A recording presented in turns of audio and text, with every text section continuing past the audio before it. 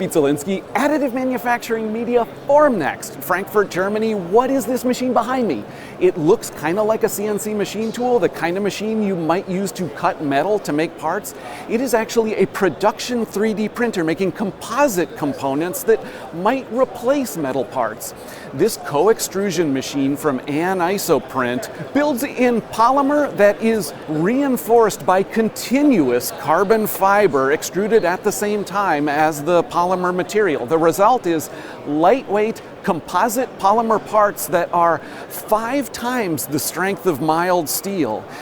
Smaller 3D printers doing co-extrusion can do the same thing, but this machine is more precise, bigger scale, faster, production machine.